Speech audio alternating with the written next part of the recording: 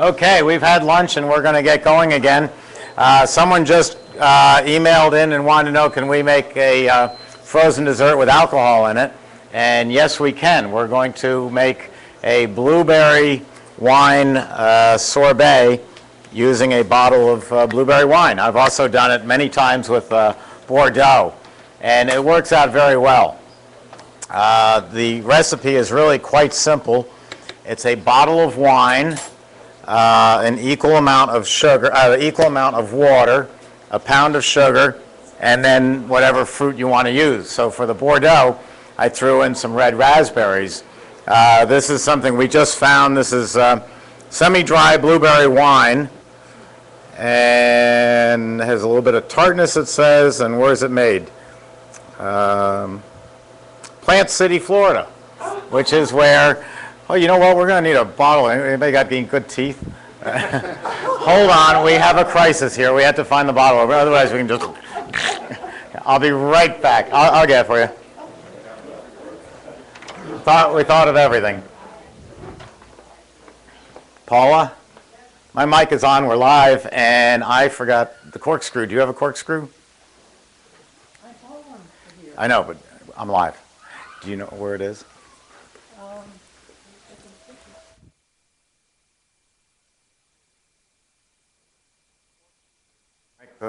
Open up the wine, otherwise it's going to be difficult.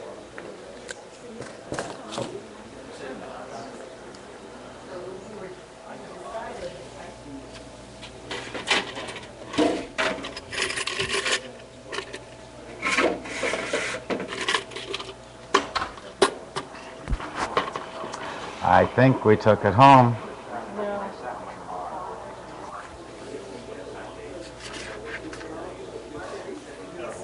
Yes. Okay, no, I got a whole crew of men out back who can, I'm sure, can find a way to.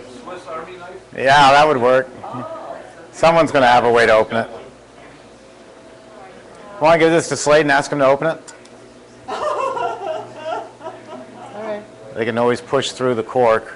It's not a work on the other side? Don't see it, Paula. Well, it's hard to make wine sorbet when you don't have a corkscrew. So we'll delay that one for a few minutes and we'll go on to the next ice cream. Oh, I've got machinists, I've got all sorts of people out in the factory floor. They'll find a way. They'll probably do something exotic. So we will pass on the wine for the moment, and we'll get back to that in about 20 minutes. And let's go on to the Oreo banana gelato. And let me pass out the recipe for that. If Paula comes in the next couple of minutes with the corkscrew, then we'll go back to that. This one, I first made this at Penn State. Because I wanted to make something that would showcase the machine. No other machine can you put whole nuts, cookies, bananas, and fruit into the machine. So I came up with this one, and everybody said, oh, that's a horrible sounding flavor, bananas and Oreo cookie. But when you try it, it really is pretty amazing. It's a fun product to make. So first we're going to start with the dairy mix, which I have over here in the refrigerator.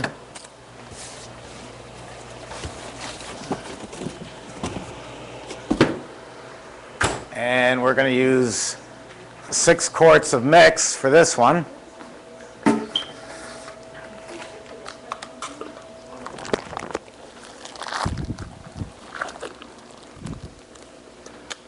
One thing about just talking about overrun for a second, or air content, if you're, a good way to describe overrun is drop the word overrun and call it proof, as in alcohol.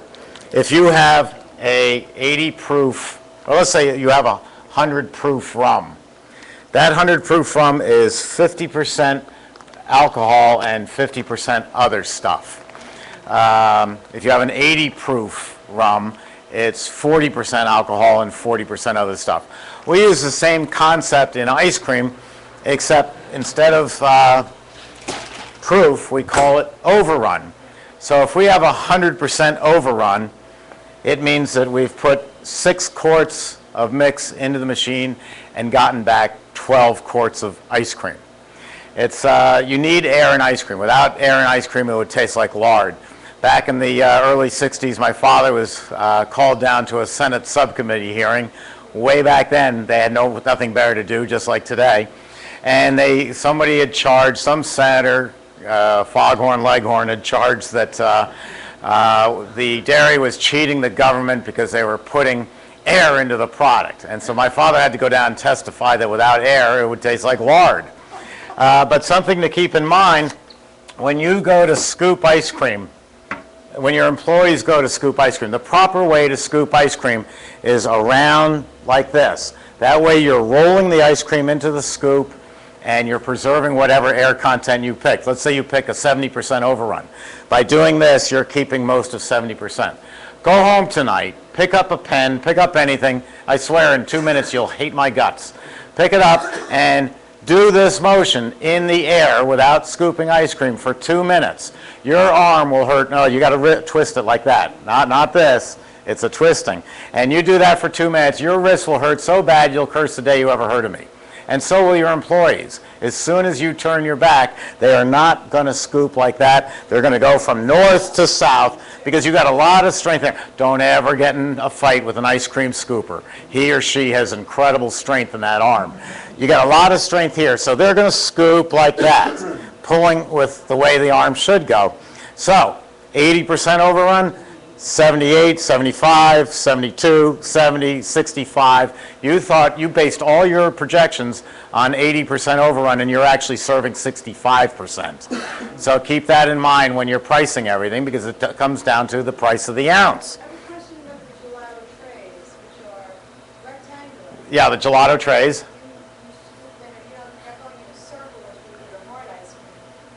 Well, the gelato is served softer. Good question. How about scooping these are inserts. You get the stainless steel, you use the stainless steel bins, but then you can buy these inserts. There's a place called Gelato Supply in Miami. Down at the bottom of our webpage, it lists it there as gelatosupply.com. These are nice. I bought 100 of them for, I think, $110 or thereabouts. And these you tend to just scoop across, but any way you want, because ice cream is served at 6 degrees above zero. And that's hard ice cream. That's the way you see it when you come out of an ice cream parlor. Gelato is served at usually about 12 degrees. It's softer. So it really doesn't matter how you scoop it. It's going to be softer. It's going to be easier. There's not going to be all the effort. But I do like these. It's a nice presentation point to serve these that way. So your air content, be aware of it, because it's a factor in your pricing. So I'm going to pour this in.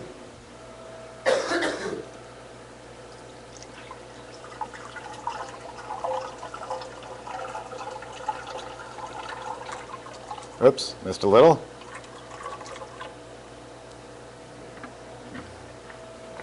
Okay, now let's see, my flavors, the bananas. Okay, you've got 2 ounces of vanilla. 2 ounces of vanilla, okay.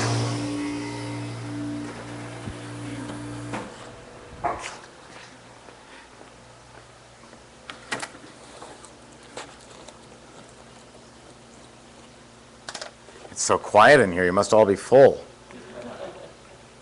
Yeah, just break me off the ceiling. Okay, here we go, that's the 2 ounces of vanilla. Pound of chocolate chip. The chocolate chips we forgot. Paula bought me chocolate chip cookies. So we'll have to skip that. That's okay. And then we're going to put in the cookies and the bananas. So I'm going to turn this on.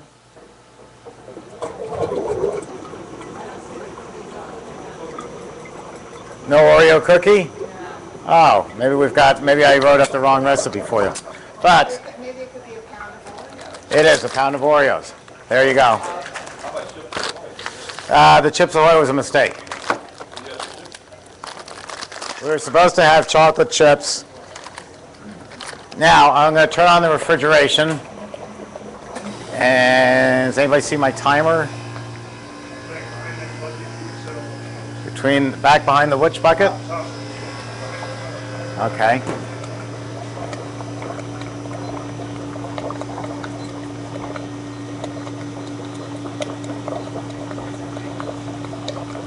Okay, now I just add my cookies.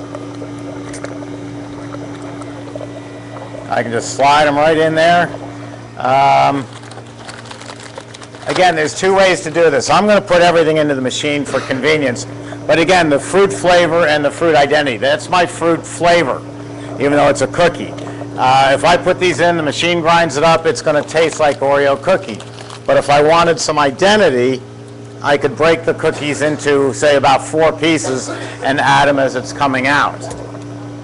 But I like to add everything in for now. And you can't do this on any other machine. The barrel's not strong enough, the dasher's not strong enough, and the opening is not big enough.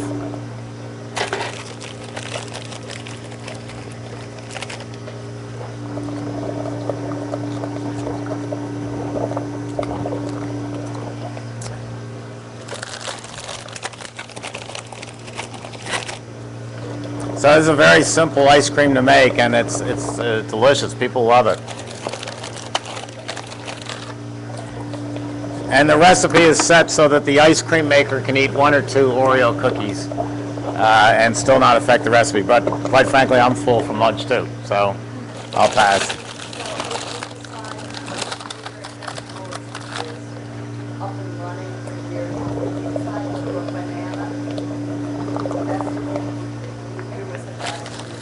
Yes, if we don't do it, once the Blueberry Festival is successful, we'll do a banana festival. And then we'll take it to a Bordeaux wine sorbet festival, and you know, it's just limitless. I was making this one time and I was in a hurry, I was late, and I had to go up to Tarrytown, New York to give the demonstration. And you see, you just slide them right in. And I had forgotten to buy bananas, so I stopped at what we call in the Bronx a bodega. Not a bordello, a bodega. And I stopped at the bodega, and that's like a deli. And I bought some nice ripe bananas. They were almost black. These are okay, but I'd rather they were black. They'd have more sugar. And so I bought them, and I bring them up, and I'm putting them into the machine, and this guy in the audience goes, Steve, if you use those, you're going to kill us. I said, wait a minute, this isn't brain surgery. He goes, I know it's not. I'm a brain surgeon. But you're using plantains instead of bananas. He said, if you don't cook them, you're going to kill us. So it was at that point I said, oh, thank you. There's the wine. We'll go on to the next flavor. Thank you, Paula. Slade Harmon. I knew he would. We have an engineer named Slade Harmon who can, he's our MacGyver. And in fact, he also likes to blow things up. So it's a perfect match. Poor Sadie. It's her nap time. So we got everything going in the machine.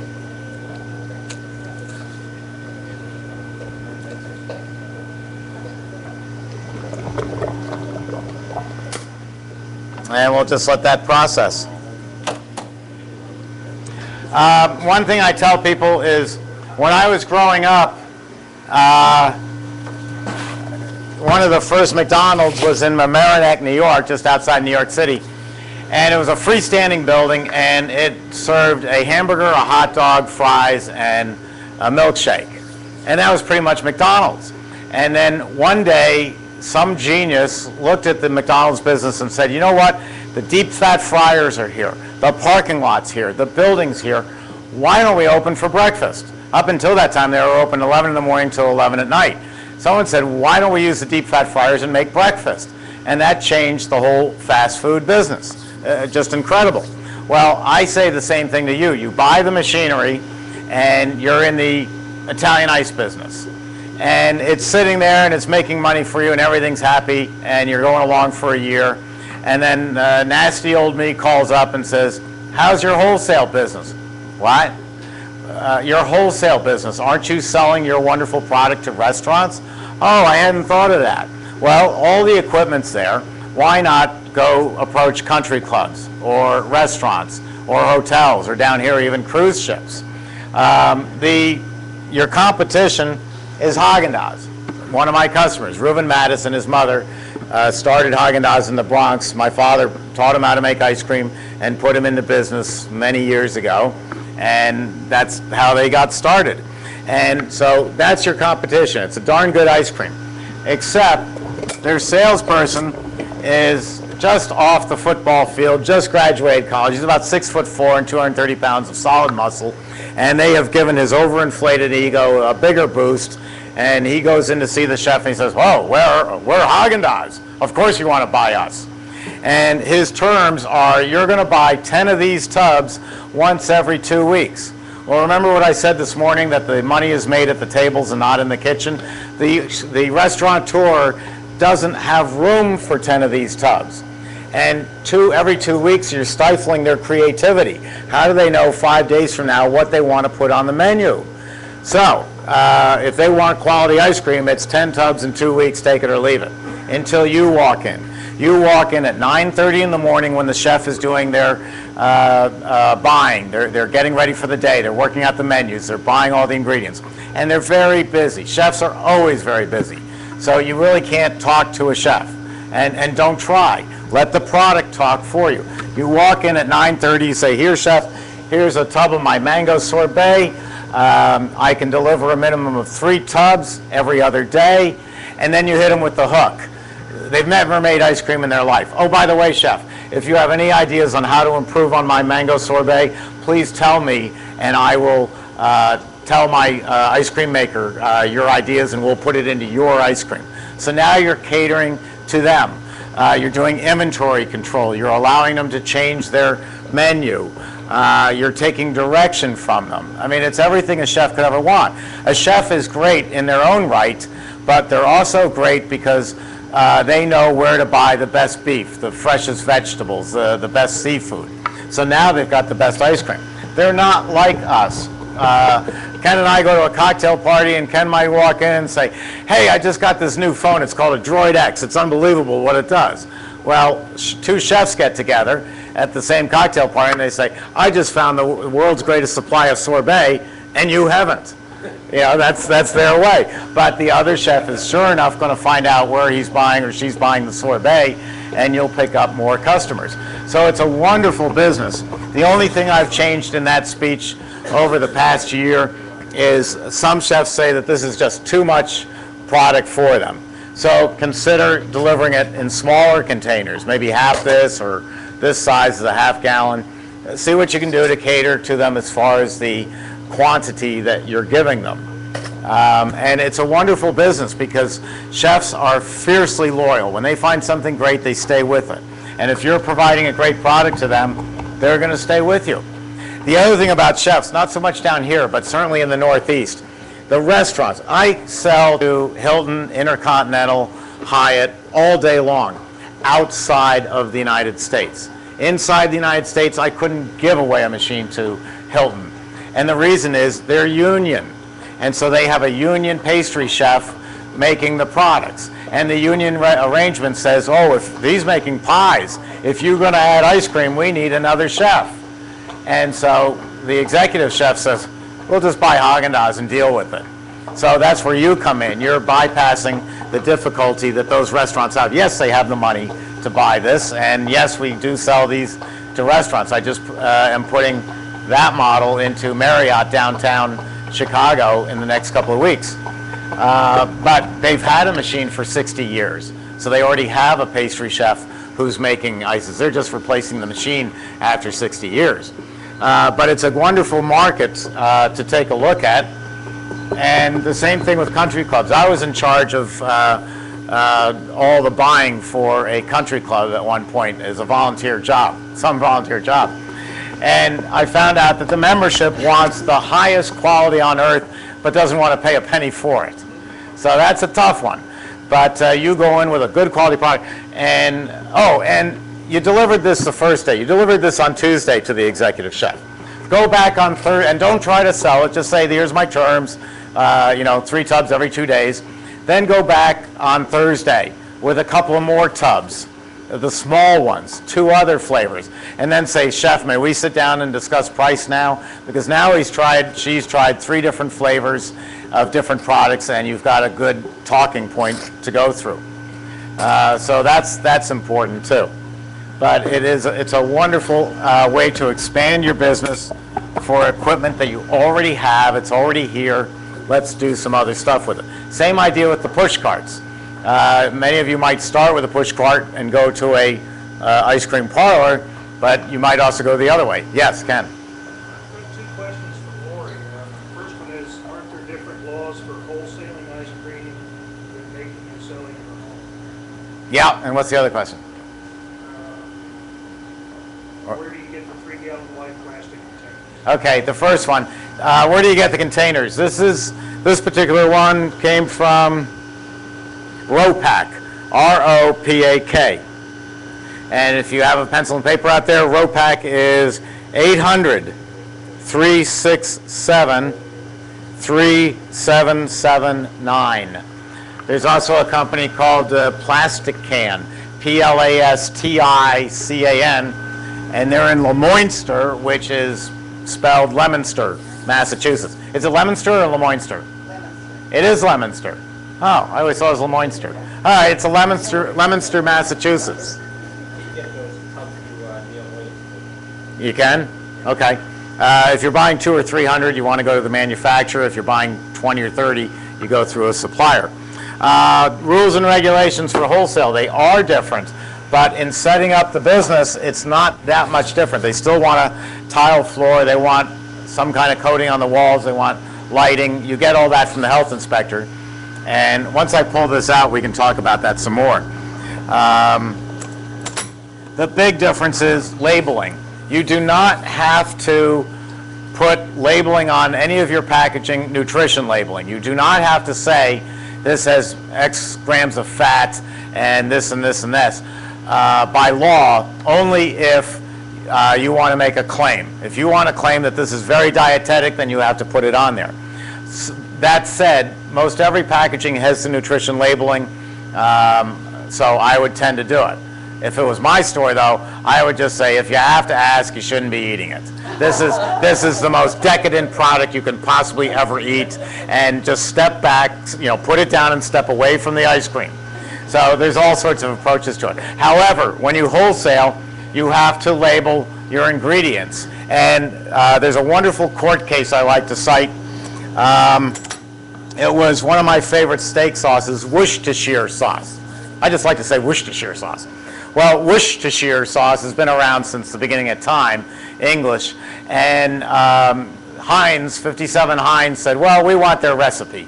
And under the new labeling law, we're going to get their recipe. So they went through courts and courts, and they finally got in front of a big enough court, and the judge said, all right, they don't have to give up their secret recipe for what's in Worcestershire. They have to say that it contains the basic ingredients. Water, vinegar, oil, natural and artificial flavorings. That's the key. That's where the secret is. We don't know what's in Coca-Cola, but it does say water, natural and artificial flavorings. And that's as far as you have to go, which what means for you is you don't have to have one set of labels for strawberry, another for cherry, another for Oreo cookie. You can just say milk, cream, sugar, skim milk, natural and artificial flavorings. And you've taken care of the law. Also on the label will be manufactured at plant number 836-427, whatever your plant number is. You don't even have to have your address on the product. It's, I don't know, I think they're so that you don't call them up and tell them what a lousy product it is, or which Paula does all the time. Yes? How much more complex would it be to use, do they have all natural purees? All natural purees, good point. There's all natural, there's organic, there's all sorts of variations. See how that's cutting off like a knife went through it? That's ready. You have to decide what you can do. I like to use all natural when I can. It's not always 100% practical, but let me go to the other end of the spectrum, which is organic. Well, that's vegan. My wife has me now trying to be more healthy after a lifetime of being anything but. So I tell people I am now putting organic lettuce on my Big Mac. You know, that's as far as I'm going. But Vito Panza and Sons up in Edison, New Jersey, we got into this discussion. No, we got into this argument. Everything's an argument with Vito. And we got into this argument, and I have to say, he was right. And what he said was, Steve, if a head of lettuce coming from the usual route and delivered to the grocery store is 99 cents, fine, it's 99 cents. If the organic head is $1.95, okay, I'll probably buy it. I'll spring for the extra. But if the regular head is 99 cents and the organic head is $2.99 or $3, you'll never sell it because it's just too far out of most people's income to spend $3 on a 99-cent item. So there are some, of course, in California, organic. Turn off the refrigeration, open it up, and speed it up. There are some organic places, but they have better access to it than downtown Manhattan's going to have. So it really comes out to a price point. But it's not hard to do natural. You know, it is kind of silly sometimes. You know, if I tell people to put up a sign, our product is made with fresh cream, fresh milk, pure cane sugar. What, am I going to use spoiled cream? But it does make an impression on people. There's no question about it. And I would rather have a raspberry ice cream that is pale pink in color than bright red. I always, growing up, referred to Baskin-Robbins as the wonderful world of color. Everything was neon. Well, people have gotten smarter than that. When they see a bright green mint chip ice cream, they know you put dye in there. Or if they see bright red, it's red dye 40, yellow 18. I don't want that stuff. I don't need it. I'd rather say to people, yes, my pistachio is very bland looking, but those are the best pistachios in California, and everything else is natural, and it's not green because I didn't put any color in there. So people are very savvy, and I would take advantage to that they do know what they're buying. Along that line, as I get ready to serve this to you, I wrote an article. I lived for many years, I grew up in a town called Pelham, New York. Pelham is the first community outside of New York City on the mainland, not Long Island. And Pelham is just your idyllic town. The town has gas lights, and we have a meat man, and we have a Italian deli, and just everything. And the kids, or the people who are in their 20s today, this is why homemade ice cream parlors they've always been successful, but they're even more successful now. Because the people in their late 20s who are working on Wall Street are making a lot of money, more than we ever dreamed of. And they grew up watching Leave It to Beaver and Andy Mayberry and Lassie and all these shows on Nickelodeon. And they think that's the way we grew up. You know darn well we didn't grow up that way. But that's the way they think we grew up. And now that they've got all this money and they're living in Manhattan in a 600 square foot apartment for $4,000 a month, they're saying, I've got money now. I want that lifestyle that I see on TV. So they're moving out to Pelham, and they bought a house from me, a small house, for an inordinate amount of money. Because they could walk to the train station, they could walk down to the meat market, their papers delivered, they can get milk delivery, everything that they saw on TV. They're living, la vida loco. They're living the life that they saw on TV. And part of that is the old-fashioned ice cream parlor. I could ask any one of you two questions. One, where did you get ice cream growing up? And you probably remember where your family went to get ice cream. The other just escapes me. But the point is, I know what it is. If I come visit your town and I say, let's go out to dinner, let's go to Olive Garden, you're going to say, oh no, we don't go to Olive Garden. We have this Italian restaurant we go to. You have your Italian restaurant that you go to. You have your steakhouse that you go to. You got your diner that you go to for breakfast. Remember, I keep saying yours. I'm going to take you to my diner. I'm going to take you to my steakhouse. I don't own the steakhouse, but I have possession of it because it's where I go and it's where I feel comfortable. And so I feel like it's mine. And that's the same feeling you want in a frozen dessert business. You want people to say, I'm going to take you down to my ice cream parlor. Yes, we can go get Haagen-Dazs, and it's wonderful stuff, but I'm going to take you to my ice cream parlor. You want to become their frozen dessert place. That's your goal. And it's a lot of fun. So here we go, more to eat. So you're going to have to line up again. I'm sorry to do this to you. I know it's terrible.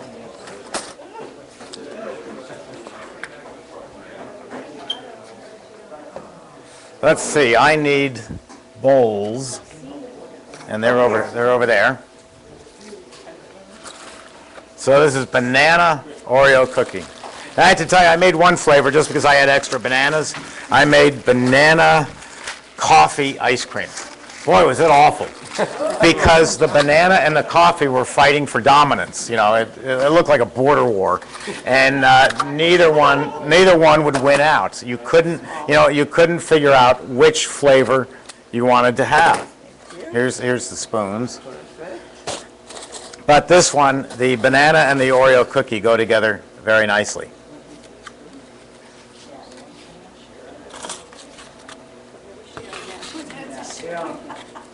Oh, no sharing. Everybody's got to get their own. You're welcome. Sometimes I scoop it right the first time, sometimes I don't. That worked right the first. Oops. Oh, well. Throwing it at me, huh? Yeah. Now, how's that taste?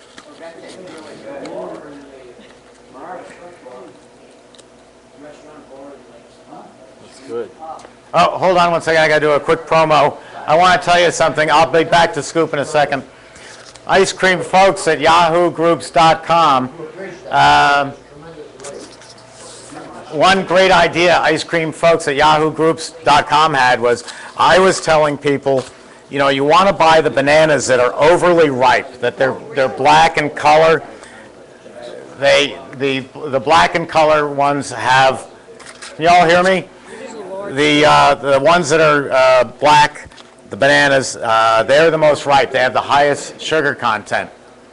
So I always said, go to the green grocer and tell him, listen, you can't sell those, so I want to buy them from you half price.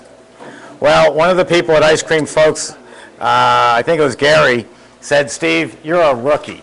You need to go to the green grocer and say, listen, those black bananas, you can't sell them. You're going to throw them in the dumpster. It's going to cost you money to throw them away in the dumpster. I'm going to take them off your hands for free. Always like to meet someone smarter than me.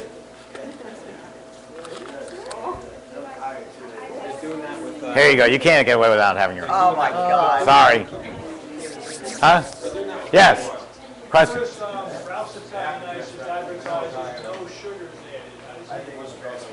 added. It may be on some of the flavors, but Ralph's Italian Ices is owned by Larry DiStefano, and he's been with us for about 25 or 30 years. He's got 17 of our biggest machines. You going to have some, Richard? You're not going to be able to walk out of here. You're not going to be able to walk out of here with all this sugar. Well, what's going to happen is I'm on mic. I'm on mic. There you go. It would depend on the product that he's pushing. No sugar added is a bit of a scam because if I make this ice cream, if I just add vanilla to it, that's a no sugar added ice cream because I haven't added any more sugar to it. NSA, no sugar added, does not mean it's free of sugar. It just means that no additional sugar was put in. No, well, it's like the fat-free yogurt. It's fat-free, but it's loaded with sugar. But can't you have like 0.5 something of fat per serving or below it, and then you don't have to list it? If you can, There's some kind of amount you can put. there's probably an amount, but the key is the only two things you can freeze in a machine, whether it's a home machine or a commercial machine, you have to either freeze fat or you have to freeze sugar. Without those two ingredients, you don't have a product. Otherwise, on Italian Ice, all you're freezing is water and cherry juice, which brings up a good point. There's a basketball player named Malik Rose, San Antonio Spurs, I think he's with. And Malik has a couple machines in about 3 stores selling Italian Ice. And I give all my customers my own home telephone number. 914-643-7391. No other CEO in our industry would ever dare do that. In fact, you can't even find out who the CEO of most of these companies is. I'll be right with you. And I give out my home phone number. So 8 o'clock Saturday night, Malik Rose calls, and Malik says, he's been running the machine for 3 or 4 years. And he says, oh, the machine's, she's banging and clanking and it's moving all around the place. What's wrong? Well, if that had been one of my competition, say Taylor, they would have said, well, they wouldn't have answered the phone on Saturday night, first off. You would have gotten them Monday morning. And they said, we'll be over within 24 hours. I said to Malik, let's take a look inside. We see that there's ice all frozen up. And I said, okay, Malik, what are you making? He said, I'm making cherry Italian ice. Taste it for me. What's it taste like? So he tastes it. He says, oh, Steve, it's terrible. It tastes like cherry juice and water. I said, Malik, you left out the sugar. You're freezing ice cubes. You left out the sugar. And so he dumps the mix, remakes it, and of course the machine works perfectly. That's why I give my home phone number. If that had been any of the other manufacturers, they would have said, we'll be there when you get them on the phone on Monday, and this is Saturday. You get them on the phone Monday, they'll be there within 24 hours. I guarantee you, to a person, they would have changed the expansion valve for $230. $230 for the part, 2 hours labor, there's another $200, $430, and then they'd say, Malik, let's mix up a batch of cherry ice and see how she runs. And they'd mix it up, and Malik wouldn't make the same mistake twice. He doesn't even know he made the mistake because he has a different model machine, another company. Runs it, it runs great. Oh, those people are heroes. Yes, I was down all weekend, but they came on Monday. I paid $430 and my machine's running. Well, with Emery Thompson, you would have gotten me or Slade or one of our other engineers on the phone, and we would listen to you and we'd tell you in 30 seconds what's wrong. So we have an incredible advantage over anyone else. Let me put this in the freezer, and then since Paula and Slade got the wine open, we can go to that. So I'm just going to move this. You would have added those Oreo cookies later rather than throwing the machine. They, A lot lighter. that's right. But the gray is the gray color is what I want, because that's what Oreo cookie is. I don't want Oreo cookie that's vanilla ice cream with cookies in it. Anybody can do that. See, when I add fresh fruit and cookies and nuts to the ice cream, what I'm getting is, with every particle of vanilla mix, I have a particle of Oreo cookie right next to it. So my flavor is much more intense. When you buy commercial ice cream, it's all made in a long, narrow tube, and it only makes vanilla. And it rams the ice cream through at 1,000 gallons an hour, and at the other end of that long tube is a machine called a fruit feeder, $40,000, and it injects strawberries into the vanilla ice cream. So when you buy Breyers, it is technically vanilla ice cream with strawberries injected into it. When you buy homemade ice cream, the strawberries on the Emery Thompson, unlike any other machine, went right into the machine. So for every particle of vanilla, there's a particle of strawberry next to it. I'm going to get a much more intense flavor than they possibly can. Ken? If you put more Oreos in at the beginning, will it change how the ice cream freezes? Will it change how it freezes if I put more Oreo cookies in? No, not really, because Oreos aren't that high in sugar compared to other products. You had a question before. So it wasn't a question as much as I wanted to confirm what you had said. Two weeks ago on a Sunday night, my husband and I were having a discussion because he was in love with the machine. I said I had a few questions. So I asked him to call you because you said you would pick up the phone anytime. And I think you could leave a message. And he picked up the phone at 9 o'clock on a Sunday night. And my husband said, well, I'm sorry to bother you, so leave a message. Are you busy? He said, no, my wife and I are watching a movie. My husband's going to hang up. And he said, oh, no problem. I'll just put it on tape. You were incredible. Oh, well, thank you. Incredible. Thank you very much. The audience, the camera couldn't hear that, but you were saying that you called Sunday night and I picked up the phone. So thank you very much. Stop your movie for us. Yeah, oh, thank you. Well, Paul and I love the business. We really like what we do. And Ken is married to our bookkeeper, Vonda. Ken does all the advertising. He does all the computers. He's absolutely indispensable. And Vonda is the money honey. You know, she lets us know where we are. You know, I walk in, I say, Vonda, I got an airport out back. I want that Gulfstream jet. And she says, well, so far, Steve, you can afford the slipcovers for the pilot seat. But keep working. So I'm doing it. Let's see. We're going to make, now we'll make the wine sorbet. So that's the blueberry wine sorbet. And you can do this, I've been doing this before with Bordeaux. And what I would do is I would do the same recipe, but a bottle of Bordeaux, and I would put in black raspberries because the black raspberries go well with the Bordeaux wine. And this is where Malcolm and I cross paths, which is normal. Everybody should be doing it their way. Malcolm takes the raspberries and strains the seeds out. But I like the seeds. I think the whole purpose of raspberries is that they're crunchy. And that makes them different. So I threw the whole thing in. And all I used was a bag of Dole frozen raspberries right from the supermarket. And it worked great. So here we're going to use, it's a simple recipe. It's 1 pound of sugar, 1 bottle of wine, and 1 bottle of water. In fact, this size machine, we could use 2 bottles of wine and 2 bottles of water and 2 pounds of sugar. But I'm doing just a small batch because I want you to all be able to drive home. Oh, I thought you were driving. No, I'm not driving you home. So we've got a pound of sugar, a bottle of water, a bottle of wine, and 2 pints of fresh blueberries. And that's it. Pretty simple. So we'll mix that together. And we've never tried this blueberry wine, so.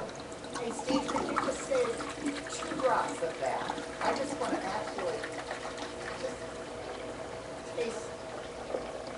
taste. Ken, can we swing the camera over so Penny can just show that she's chugging this on live, and then call your friend at the Highway Patrol? Oh, here you go. Put it in the brown bag. Yeah. Go ahead. What you are missing off camera, folks. Is that good? I can't tell them. Oh. Okay. You know what? We'll get back to you. So what is that, 24 ounces? Actually not bad. How many ounces is that? Does it say? It should be 750 milliliters. I don't even know what that means. You know. Fill a bottle up with water. Yeah, well, oh, here we go, 750. I got it here. You know, I saw a movie once, you know, where they changed the speed limits from 55 to, you know, putting in kilometers or something like that. And I tried that with a cop once. You know, I said, hey, I'm only doing 104 kilometers. You know, they said, 25 ounces.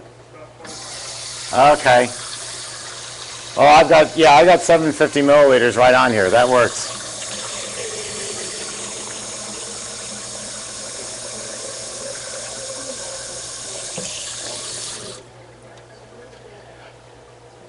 This, using the tap water reminds me of something, and excuse me that I just ramble on, but I want to tell you stuff as it comes to mind. A lot of people ask me, do you have to filter the water? I live in Kansas. Do I have to filter the water to make Italian ice? And the answer, surprisingly, is yes and no. If you're here in Brooksville and you grew up in, you know, my audience here, there's no tourists in Brooksville. I mean, it's not even on the map. There's no tourists except the Blueberry Festival, which is coming. The people here grew up on the water. It's terrible water. It's got so many minerals in it. It's just awful. But the people grew up on it. They know it. It's what they're used to. So I would make my Italian ice for the Brooksville market using the local water. Now, if I go down to Miami, I have to filter the water because everybody in Miami is from New York and they're on vacation. So they want the water to taste like New York. See, I talk about New York, I start talking with my hands. You want the water to taste like nothing. And that's New York water. New York water is great. Our first filtration system is up in the Adirondacks. It's a large screen. It catches the tires and the bodies. And then it goes down. But so do you filter the water? It depends on who your market is and how good your water is. I mean, a Culligan water system does a nice job. Okay, that's my water and my wine. I need a pound of sugar. Does the alcohol content of the wine make any difference? You know, Does alcohol content in wine change that much? Aren't they all about 12%? You had a question? I say it's the same thing with the pizza. Oh, yeah. Pizza in New York. Right? It pours up in water. Taste what it does. Yes, and donuts. I got a cousin that opened a pizza place in New Jersey, and he imports the water from New York. Staten Island, New Jersey. Steve, I think the wine from the screw up cap usually have the Okay. Is that from personal knowledge?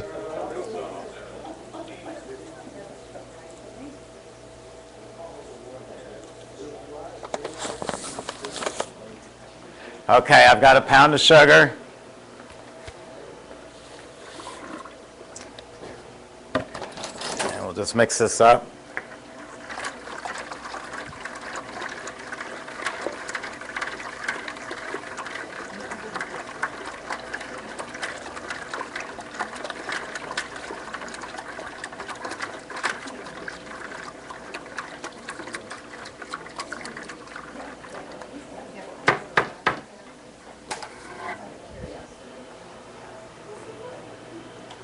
Now, with this is basically an Italian ice or a sorbet, so air is not a factor in it, so we're going to run it at full speed.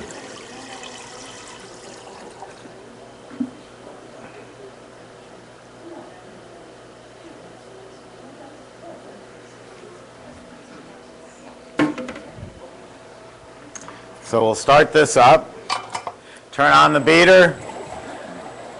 It's up at full speed. Turn on the refrigeration. Now it's freezing. Now I'm going to add my blueberries.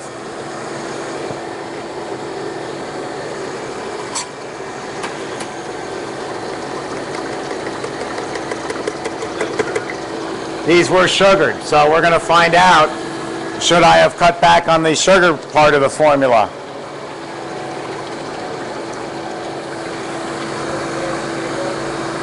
I don't have any stabilizer in here because we're going to eat it right away. If I was going to keep it for 2 or 3 weeks, I would add some natural stabilizer. We talked before about natural. There are stabilizers.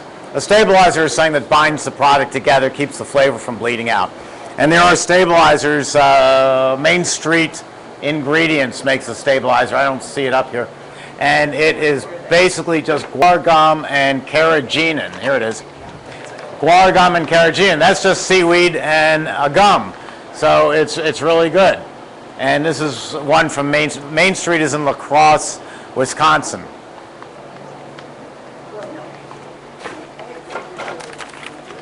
That doesn't give it like a gummy texture. No, but good point. It's normal to put stabilizers into ice cream, and you'll just never notice them. Never, ever. But you put stabilizer into sugar water, and it makes the product sticky and gummy. So it's been very hard. It's been a lot of years of everybody's research to come up with a stabilizer for sugar water, which is what sorbet is, what Italian ice is, what sorbetto is, that won't make the product sticky and gummy. And the two that work are guar gum and carrageenan. The people who make Splenda, I used to use their stabilizer. They had a chemical stabilizer called CC917. And I used Splenda, it's a company called Tate & Lyle. I used their stabilizer for many, many years until I was in a doctor's office and I'm sitting there bored waiting and I'm reading Yachting Magazine. And there's an article on what to do if you're in the South Antarctic sailing and your sail rips. And it says, pull out your Tate & Lyle CC917 and spread it on the tear and it'll bind the sail. Oh no, I'm sure it's a nice product, but if it can be used to take care of my mainsail and my Italian ice, I switched. So this will take a couple minutes. Let me see what else I want to talk about.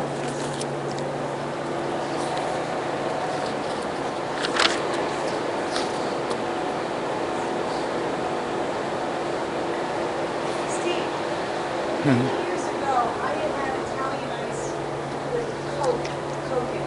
Might have been With what in it? Coke syrup. Used to be Coke syrup? in a container, the ice solidified on the bottom, and this thick Coke syrup went to Mario's, Marino's ices. Marino. And I've never, all of a sudden, somehow that Coke went away.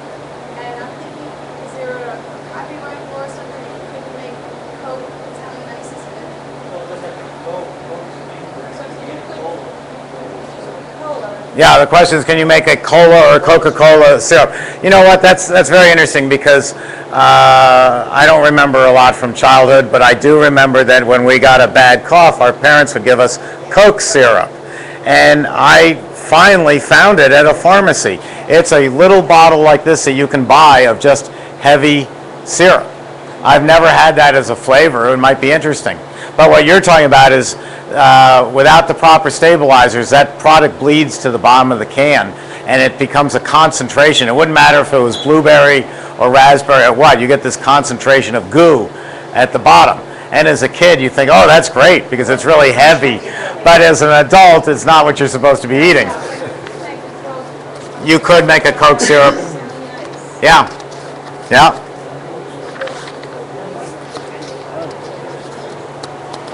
I wanted to tell you about Butterfat because it's interesting. Remember I said milk fat, Butterfat, that it's the federal minimum is 10%. Haagen-Dazs is at the high end, 16%. A bunch of people from the north, whether it's New York or Michigan or Boston, whatever, they come down south. They say, oh, we're going to open an ice cream parlor. And many of them fail.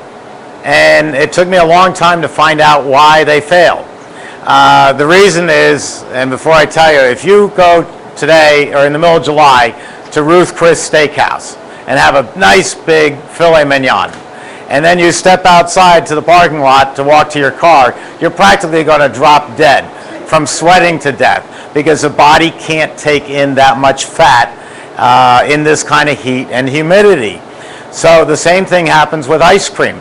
If you eat a big portion of Haagen-Dazs ice cream in the middle of July in Florida, you're going to sweat to death. And as a restaurateur, your biggest problem is I've just given you a nice meal, now they have a dish of Haagen-Dazs, and they go outside, they start sweating, palpitations, their stomach hurts, and they don't say, oh, the fat content of that ice cream made me sick.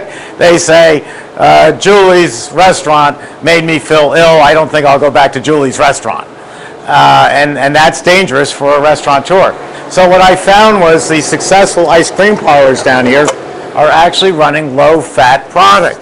They're running a 10 or a 12 at a max of 14% fat, and it's very refreshing in this hot, humid weather. And what they lack in fat, they're making up for in extra flavoring, so that, which I do anyway. I want to really know what I'm eating. So I tell people who are in the South or in humid climates, cut back on the fat content. Even though 16 is richer and should be better, you might be better off with a 14 or a 12 to give your customers something nice and refreshing. And that's just a consequence that I did not expect.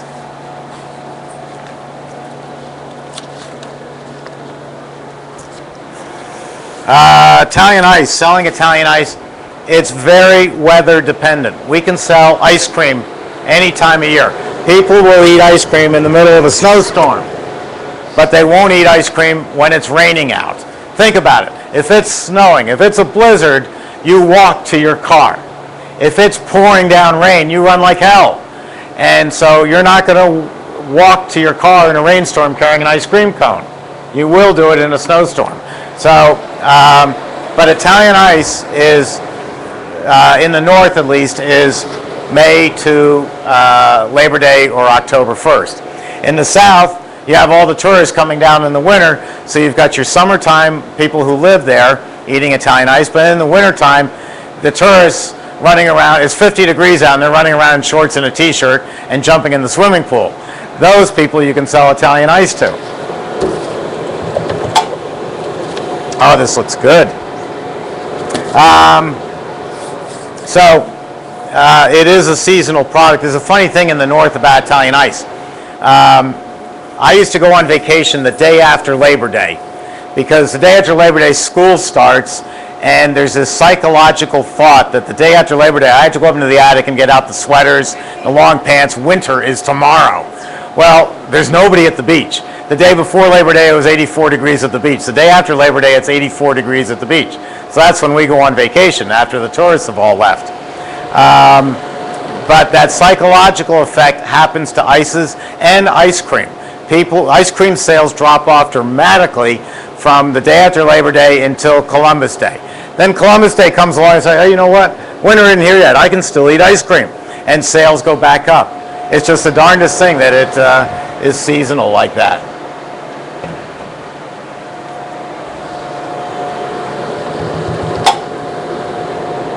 Give that just a little bit more. Oh, you know what? Oh, I did run at full speed. That's right. Okay, I'm going to turn this off. Turn off the refrigeration so it doesn't get any colder. Open the gate. And there you go. This is something new. It's an adjustable shelf that we have. The biggest mistake people make with this little machine when they first get it is they freeze the product so stiff that it won't come out of the machine. They have it in their mind that it's a hard ice cream maker, therefore the ice cream ought to come out hard to scoop. Well, if it did that, it wouldn't come out of the machine. I think you're going to like this. It looks great. Isn't that, oh, you can't see it. I'll show you in a second. It's a great.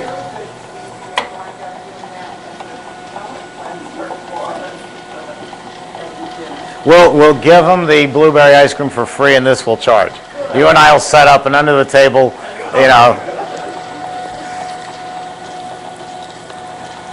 Blueberry Festival, we love you, but we want to make some money.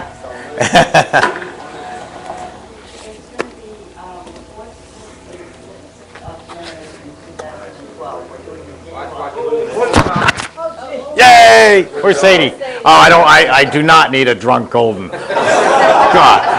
Anyway, there it is. Sorry, I should have paid more attention. So don't step on that, and come on up and let's try this.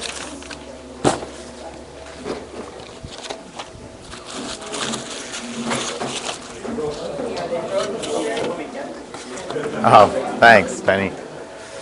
Let's see. Where's my scooper?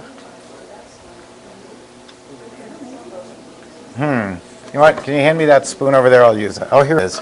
Can you do me a favor and just rinse that off? Thanks. This is a beautiful color, and again, that's all natural. Now, you haven't used stabilizer this morning? No, I haven't used any stabilizer because I'm going to serve it all today. I'm not using stabilizer to smooth it out. The machine does that. Yeah, you're using it. I'm using it to hold it for weeks and months. Oh, there's a lot of blueberries in here. There's a lot of blueberries. Let me know if it's too sweet.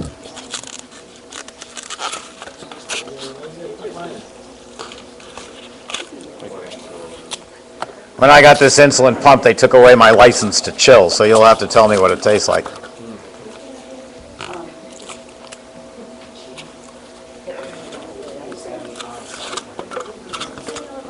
If you're making batches of ice cream, would you try and make it part of the regular recipe? What is stabilizer in? Ice cream has already got the stabilizers in it. It's only the sugar water products. So you don't have to worry about it all in the ice cream. No. Any comments? How is it? And then it would be a trial and error on the ices as to what the customer is getting and Yeah. what the feedback would be. Well, it's a matter of time. If you're only going to keep it for about 3 or 4 days, you don't need stabilizer. Just plain and simple. How is it? Oh, it's wonderful. Is it good? Yes. I do. Does it taste like a wine sorbet, or is it too sweet? It's good? It's okay? I was afraid maybe the blueberries would bring in too much sweetness. I can't. Not allowed to with the pump. This is way too much sugar for my ability. I can do ice cream, but I can't do this. This is the equivalent Oh, I'm sorry. of an Italian ice. This is an Italian ice, yeah. Sorbet in the South. Yeah. All right, there we go. Okay, this is. That's right, they're sharing. Oh, you're gonna get your own. There you go.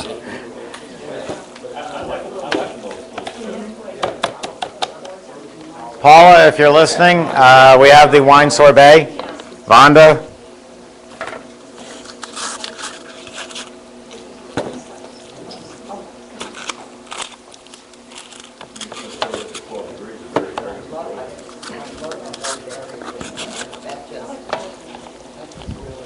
You remember the Yugo, the car, the Yugo? I was reading an article in the Wall Street Journal that at the Yugo factory in Czechoslovakia, I think it was, they would put a door on a Yugo, and the whole team would be so excited that they would stop for the morning and have blackberry wine. And then in the afternoon, they'd go back and put another door on. This is communists building a car. It sounds like a fun place to work. Restaurants need liquor licenses to have wine, beer, alcohol, whatever water, I think water. You actually need a liquor license to sell wine, a Viscala wine, a wine nice like this? You'd have to, let me start over. A liquor license in an ice cream parlor. For something like the rum raisin, most likely not. For something like this, you know, on a one-to-one, your alcohol content's getting up there pretty high. I don't think I would sell this retail. Taste the wine in it. Yeah. I think I would, you know, only sell this out the door. It's like the little 10-year-old, that sounds more that wine I used to. Yeah, no, it wouldn't go over well. This would break the sell to a restaurant, I would think. Oh, this would be fabulous to sell to a restaurant. How much could you get for that in a restaurant setting, retail? Could you charge $6 for this for dessert? Yeah, it's one this size, yes. Mm-hmm. Yeah, that'd be about right. I'm going to take this to the ladies. I'll be right back.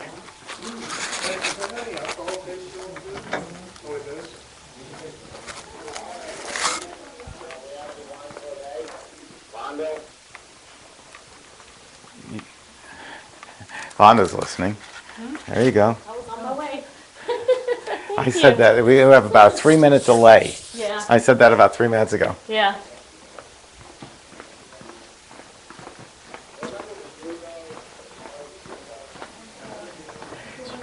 Ken, we have about a 3-minute delay going on from here to the computers. Yeah, I noticed it varies. That's enough time that we could drill into the floor over to the other building, steal from the vault, and come back. And the police would never know. Right. And then just take a picture of you, put it in front of the camera, and you go do your thing anyway. Yeah, that's true. And so that should work with any wine sorbet. It's just 1, 1, and 1. Bottle of wine, bottle of water, pound of sugar. And then whatever fruit you want to throw in there. I could see a peach schnapps gelato. Oh, you could go all day with this. I mean, Fresh peaches. Yes. Oh, yeah.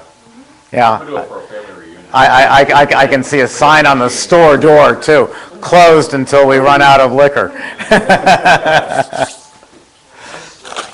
come bail me Oh, a out. mudslide. Well, let's see. We have I can clean this up. We could knock off one more product if you like. We'll make a quick mango Italian ice. Mango's good. So let me wash this up.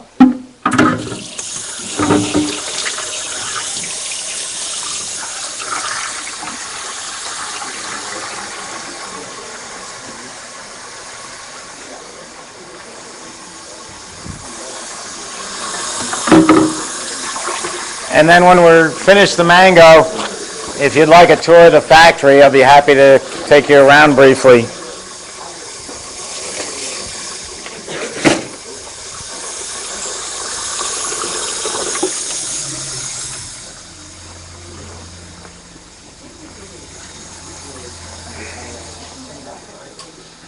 Again, all these formulas are they up there now, Ken?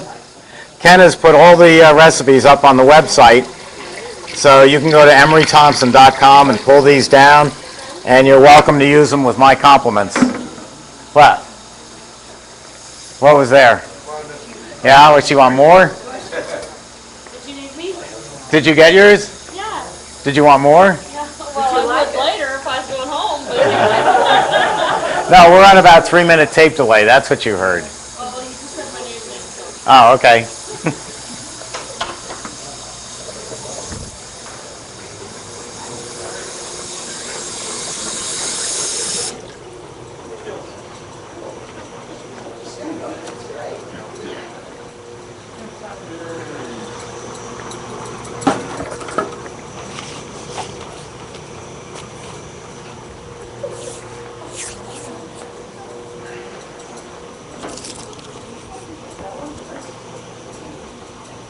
It's funny how your concepts of luxury change as you get older. When I was raising 4 children, I wanted to have a room like this, a kitchen with pitch drains and a hose reel, so I could just hose down the kids and then send them out.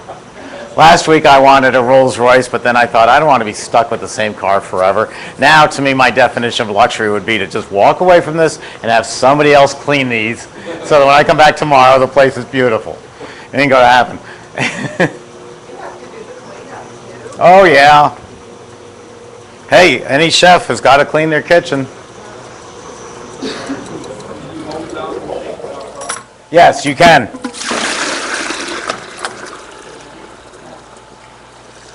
Yeah, that's the nice thing about them. You can just, I get a hose reel. Oh, that's another thing. All the other machines on the market have a hose right here, which is about that long. So you can fill. So it doesn't do anything for cleaning here or down here, but more importantly, it's only cold water. It's not hot water. If you want to see a real mess, take this ice cream blend, spread it on the floor, and then hit it with cold water. You'll have a skating rink. It's like dropping a dozen eggs. You need hot water to cut through Butterfat. And so I would have on the wall here a hot and cold water hose that I could just go over and just, all over the place. That would be really nice. I keep talking about it. I haven't done it yet. So I guess one of these days I'll have to do it. Let's see, my next rinse. Again, you would normally plan your production so that you're not doing a couple of rinses between batches. You'd start with your light flavors and work down. But we're not doing a whole repertoire today, so we had to do a little rinsing. But it's still pretty easy. I mean, I'm putting hot. Other manufacturers say do not put hot water into your machine because, well, what they don't tell you is you'll destroy the cylinder. But Emery Thompson's, you can do it. I don't have to sterilize because I didn't open anything up.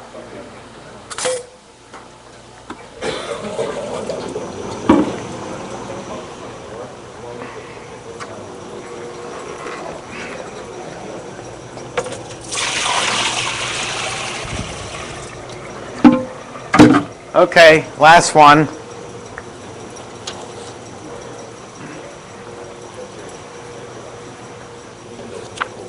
This is mango sorbet or mango Italian ice.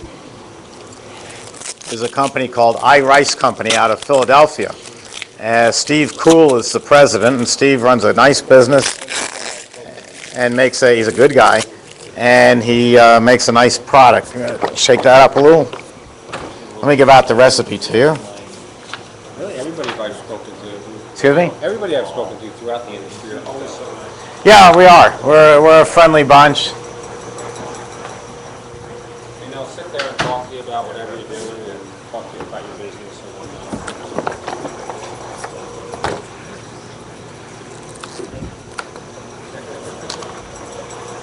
whatnot. Okay, so we need 7 quarts of water. Let me get this out of here.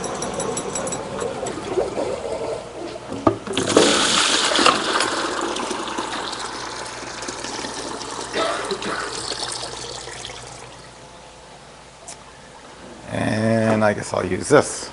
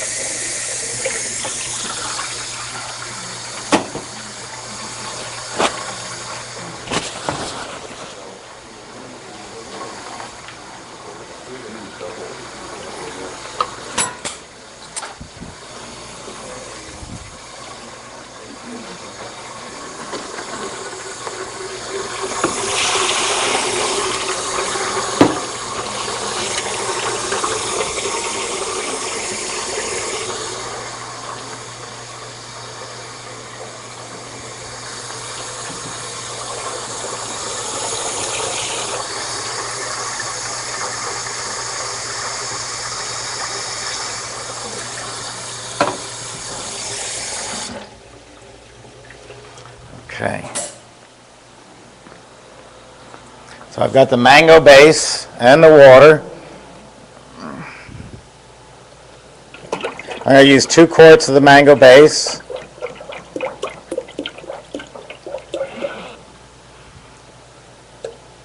Or actually half the container.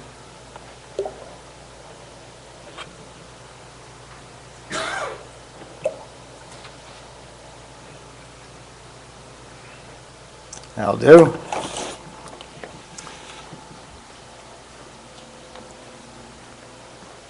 Mango has become a really popular flavor.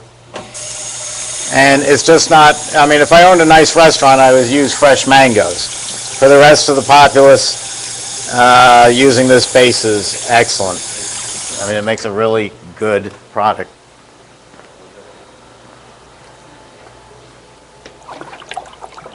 Sometimes you can't afford to make, a completely fresh product for, if you're doing this at the Florida State Fair, you're not going to use fresh mangoes.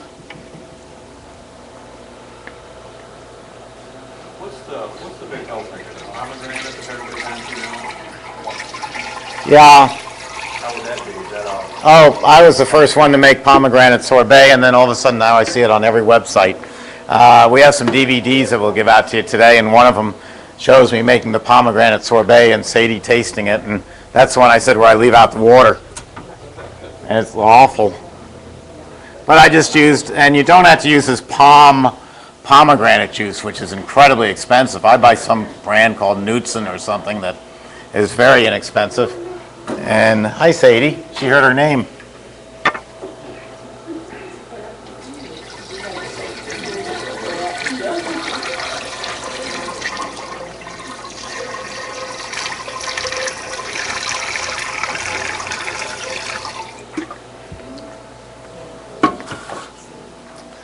And let's see, I need 2 pounds of sugar.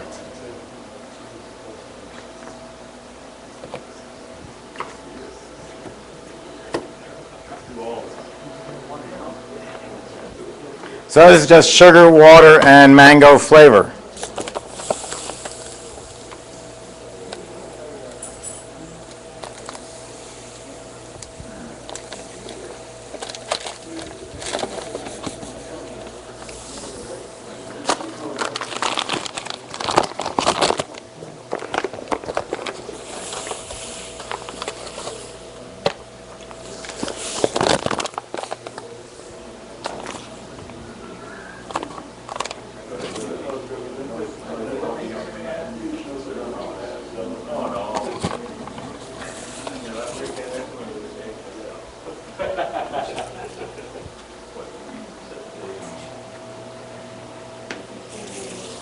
I have a little too much sugar in here.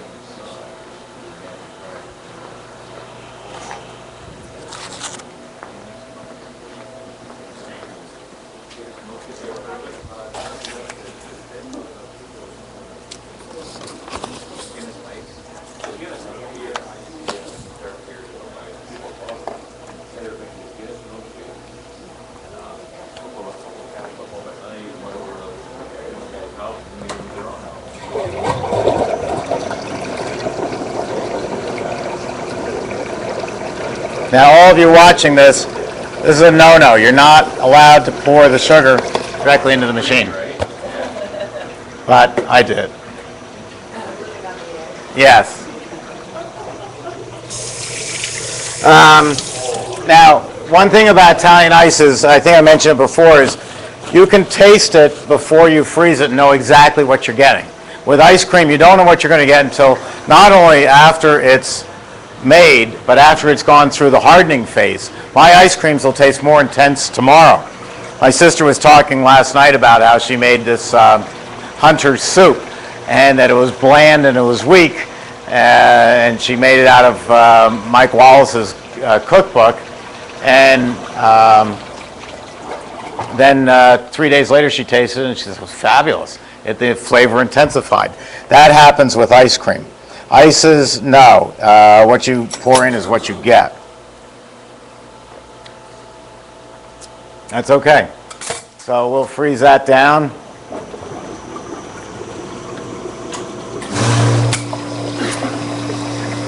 and soon we'll have mango.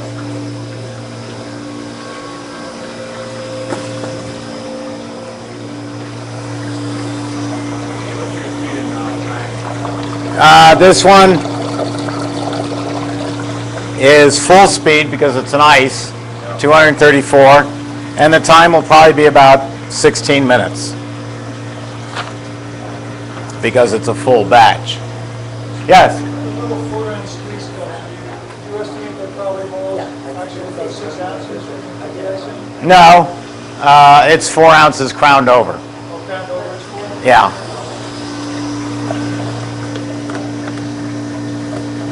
These, talking about squeeze cups or pleated water cups. Oh, the company that makes them is Solo, S-O-L-O. That's who makes the squeeze cups. And that's that. And they come in different sizes.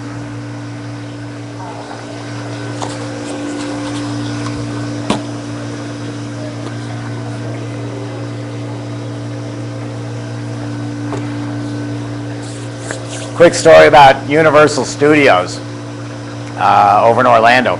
I just love meeting businesses that are smarter than me, which I don't think is very hard, but I just love to learn from them. And I spent a long time, about 10 years ago. I was just over there a few months ago, 10 years, and then they've now called me back to, just tune up the machines once in 10 years, and because that's how good they are. And so 10 years ago, I came up with a secret lemon ice formula for them for this frozen lemonade, taking the Italian ice and putting it in the cup here. And so after a month, we were up in New York, and I thought I need a free vacation. So, and they called up and they said they needed help. They were losing about 30% of their product, delivering it around the park. It was melting. So they thought, I said, I can solve that. They thought I was going to come down with like a Cushman golf cart, refrigerated and stuff like that. I came down with one of those round igloo coolers, 2 of them, that you see at a job construction site where the people on the construction site are getting water. Well, we're not going to use the spigot, but they're very heavily insulated. So we make the ices here, dump it into the cooler, put the lid on, and it'll keep for 3 or 4 hours. So there was that, and then I tasted my own formula, which I had worked really hard on for them, which is the one that I give out to you. And I tasted it, and I said, there's citric acid in here. Citric acid is a cheap way of making a product tart, but it tends to close your throat up. It's not a good product. It's a cheap way of making a inexpensive product even cheaper. So I said, why'd they do it? And the guy goes, oh, it's the suits upstairs. I said, what are you talking about? He says, well, come with me. I'll show you why the suits put citric acid, which is going to make your throat thirsty, into the product. So we go into the park, and there's a family. They get their ice, and they're eating it. The kids and the parents, they're eating it. And they're walking, walking, and they're eating, and they're walking, and they're eating. And they've got it down at Universal Studio to how many steps you are going to take until you finish this product. And guess what? They had it right, and when they finished the product, where were we? Right in front of the Budweiser and the Pepsi stand. And everybody was thirsty, so they sold beer and sodas to everyone. I thought, you guys are great. You are really great. So that's good marketing. So I went back to see them in this, what's the big thing now? Not the witches and warlocks, but what do they call those? Harry Potter. They have a whole Harry Potter thing. And even that is a wonderful setup. I mean, you have to buy whatever the beer is that they, the children's beer that they sell, but you got to get in the mug. So there's $12 right there. What's it called? Butterbeer? Yeah, $12 for a butterbeer. And then I guess I've never read the books. And then there's some sword, and the sword talks to you, and then he said the sword picks the sorcerer. So there's all these kids lined up, and these, they walk up to a certain point, and I know it's not Disney, but it's Disney animatronics, and all of a sudden the sword is talking and picking you. Well, hell, you got to buy the sword. It just said your name and, picked you out. I'm your sword. Just wonderful, wonderful marketing. Everybody enjoys it except your wallet.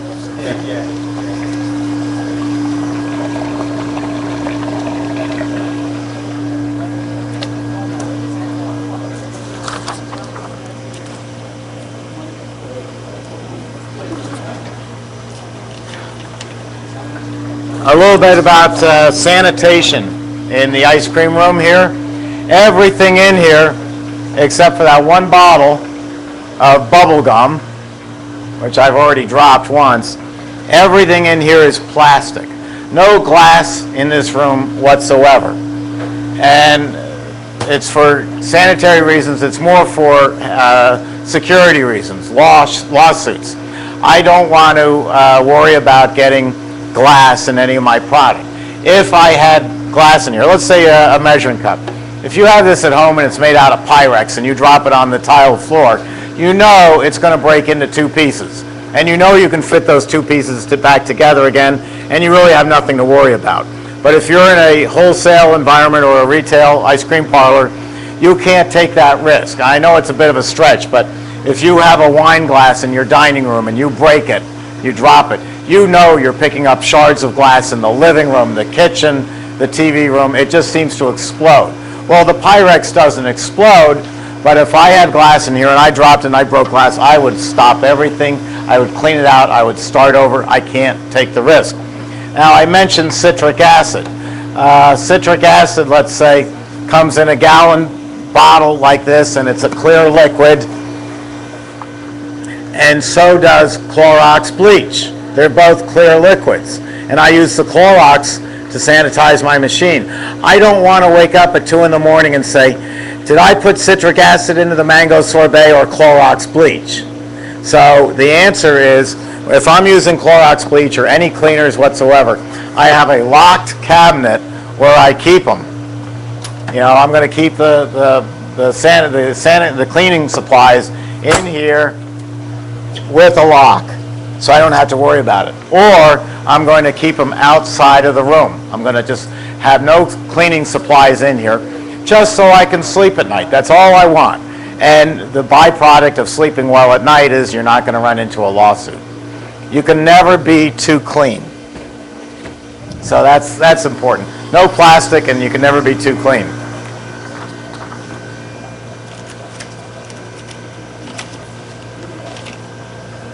Oh, the other thing about the ice cream room is I talk to a lot of people all the time, and the usual thing is that they've frozen the machine solid. And you ask them, well, what caused it to freeze solid? I don't know. What were you doing? Nothing. And then you quiz them a little more. You got to kind of be like, you know, Law and Order.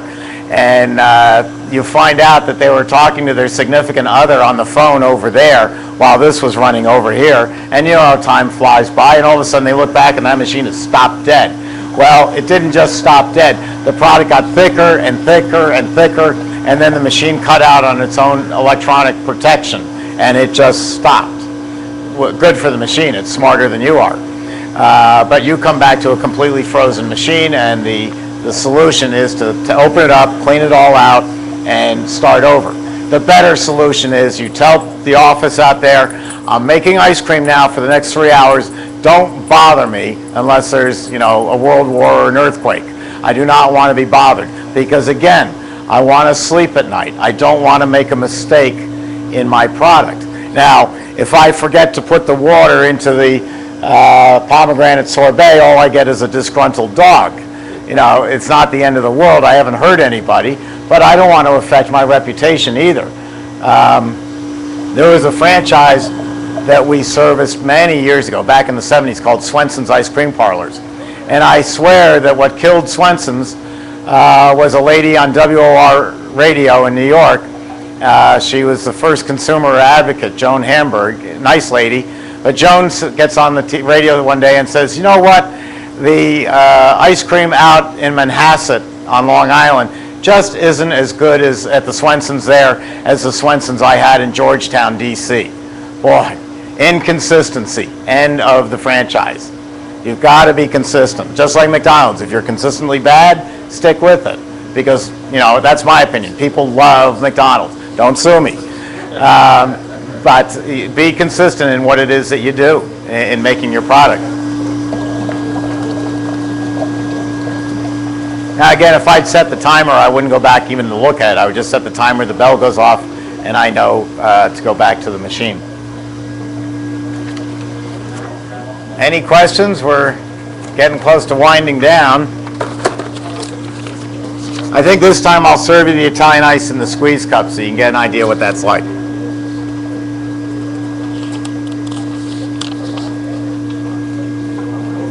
Oh, the other thing about Italian ice I wanted to tell you is when I was up in New York, and New York winters are absolutely the worst. I mean, it's not snow, it's freezing rain, and it's horrible. It chills you to the bone. It's miserable. And I had this one customer, his business is called Bubby's, and he's out in Ahia, Hawaii. Well, Bubby's mother lives in Long Island City. So Bubby would get up at 4:30 in the morning, and here it was 9:30. But he's gotten up and he's made his first cup of coffee, and he's turned on the Weather Channel to see how the weather is for his mother is in New York. And he calls me up and tells me, "Oh, I see you're having freezing rain today. Ha ha ha, it's 80 degrees here." Well, I do that to people now too. But it's the point of the story is not to tell you that I like to call people up and rub it in that I'm in Florida and you're not. It's the fact that when you're in the Italian ice business, you get up in the morning and you look and see what the weather is. You get your cup of coffee, you turn on the Weather Channel, and see, oh, this is Wednesday. And it looks like Friday, Saturday, and Sunday are going to be bright sunshine, 80 degrees. Let's get down to the plant and let's make 3 or 4 or 5 tubs of mango sorbet. If the Weather Channel is wrong, which it normally is, and it comes around, let's say they say the weather's going to be terrible this weekend. That's what I meant to say. If the weather's terrible this weekend, we make only 1 or 2 tubs of mango because we're probably not going to sell much. Then the Weather Channel's wrong, and at 2 o'clock Saturday afternoon, sun comes out, absolutely beautiful. You can come back in here, and in 20 minutes, you can have half a tub, 1 tub, 2 tubs, or 4 tubs of mango sorbet in under 20 minutes. So that's a nice benefit of Italian ice, is you can determine your own inventory as opposed to buying it from someone else. Just buy what the weather's doing. So when you're sitting around your lounge chair at 6 in the morning and your wife says, "What the hell are you doing?" You can say, "I'm studying atmospheric conditions so I can run our business," and you'll get away with it. It works during football games too. Yes. Does that mean that the Italian ice or the sorbet is better as it's made fresh, like the soft ice cream? Italian ice and sorbet are best if you make them and sell them within 3 days, because the flavor tends to bleed to the bottom of the can. If you buy a commercial ice, even a good one, they have chemicals in them to hold it together, because a commercial establishment, which was mentioned earlier, or any of them, they're making the product in June to sell in mid-July. And you're a far, far better product. That's why when people call up and say, "Oh, I just love the Ice is King of Corona, it's the best stuff I've ever had," I said, "Yeah, I know. I knew Peter Benferrimo. He used my machines. I can make a better product than Peter ever did." And it's not that I make a better product, it's that I'm making it today and I'm going to sell it for the next 3 days. Peter may have been making it today to sell 3 weeks from now. So it's only a matter of longevity. But the ice cream that you have, that gives you months. Yes, you can keep ice cream and you can keep any dairy product. Gelato is only good for about 3 days, and then it gets all icy. And I wrote an article and promoted that people freeze their gelato like they do hard ice cream. We take hard ice cream and put it into a 30 below freezer behind you. And then it'll keep for months. Lady calls up from Newark, New Jersey, and she's got bubblegum licorice ice cream. A tub of bubblegum licorice ice cream that she made back in September. And this is March. And she wants to know, is it any good? I said, "Yes, ma'am, it's as good as the day you made it, because you stored it at 30 below zero. But the fact that it's been in that freezer since last September tells you throw it out. Your customers don't like bubblegum licorice ice cream. It's a lousy flavor. It shouldn't be sitting back there that long. You should be turning over your inventory." Oh, that's beautiful. We're ready on this one.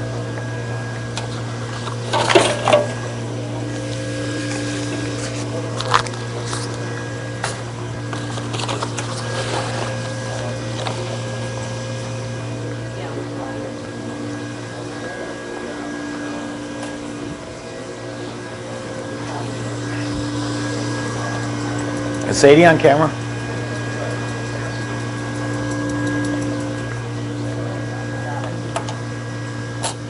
Okay, watch this. Here we go. It's ready. Turn off the refrigeration. Open the gate. Isn't that nice? You can't do that with any other machine either.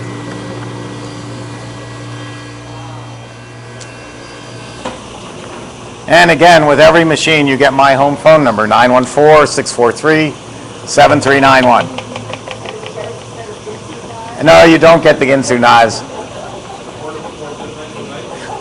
Paula and I took a cooking course the other day, and it's a very nice lady from Tuscany, Italy. She was a couple years ago over at Southern Hills and gave a course. And so one of the assistant chefs handed her one of these ceramic knives, and she starts cutting with it, and she says, "I feel like a Betty Crocker home oven." And she looked, and when the other chef isn't looking, she goes, "Gimmick," you know.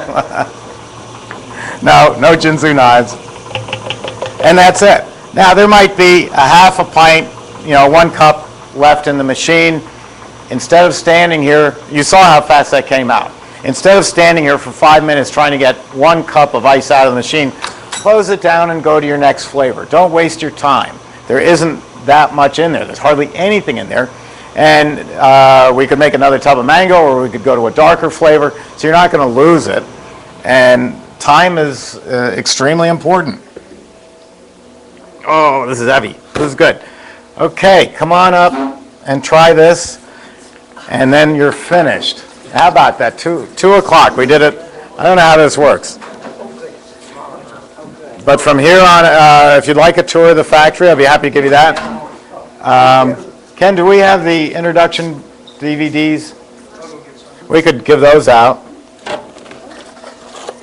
I assume it's good. It looks fabulous. It does, doesn't it? It's a nice color. Yeah, so you just squeeze that up from the bottom. Now you know how to eat ice like a New Yorker.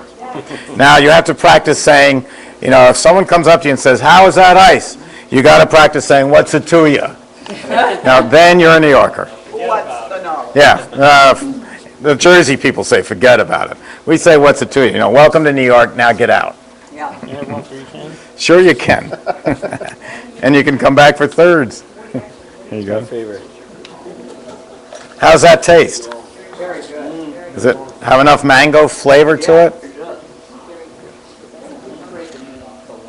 Who makes a stabilizer you would recommend? Main Street Ingredients in La Crosse, Wisconsin. Yeah. You can always call me and I'll give you that. Fun making this stuff. I do. I have a great time. I lose my voice, Well, but like you, right? Thank you. yeah. Appreciate it.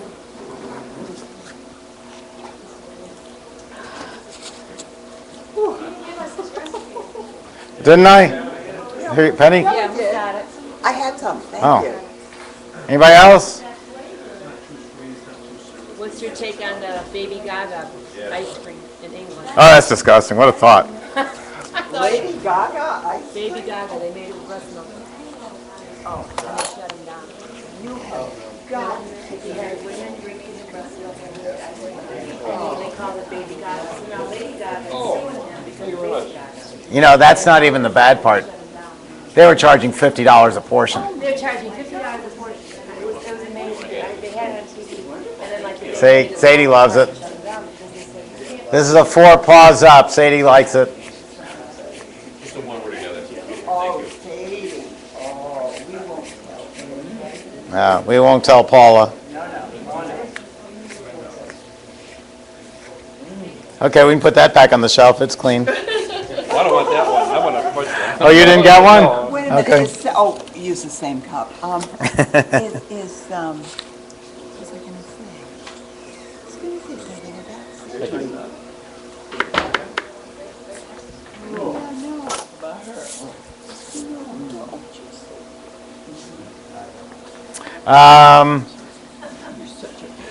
If you'd like some literature on machines, you're welcome to take that. You want that? Yeah, we've got that one. You got that one?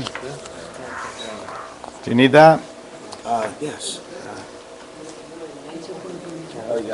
Okay. All right. You need one? And What make is this? Oh, you got this, so you got that. Did you need one? No. Okay. And let me pass this out. This is, again, Malcolm Stogo. This is really a fantastic book. It's what I use, and there's just nothing better. Oh, you have it. I got it. We're gonna get the book. Yeah, just talk to Paula, Yep. and she'll help you out. So we're done, and if you'd like, I'll give you a tour of the factory. And then I had to come back and clean up. Sadie, don't be a beggar. You had yours. Good grief. What would get a good purple color ice?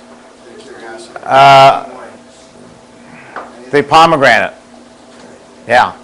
The pomegranate, again, buy the cheapest juice. I bought, that palm.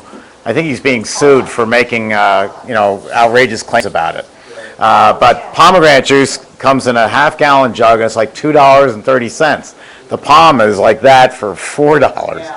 And I can send you the recipe, but it's basically just pomegranate juice, some water, and some sugar.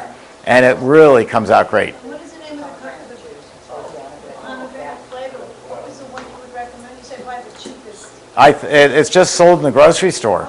And Pomegranate juice. yeah. And if they only have pomegranate juice cocktail, then you just cut back on the sugar. Anytime you see cocktail in a juice, it means sugar's been added. A lot of sugar. When you buy these flavors over here, Yeah. do you just be able to buy a pomegranate flavor from that same company? I haven't seen it, but I'm sure it exists. Fonda, you want some mango? It came out great. Oh, okay. So much for my diet today, Or any day. or any day. Well, I try to do okay, but Italian ices, can't. That one came out well. Thank you. You don't want me to scoop that into containers? Yeah, it's awfully good. I think we should. That's a good idea. I'll carry it. I'll carry it in. Containers in them. All right. I'll be right back, and I'll give you all a tour of the factory.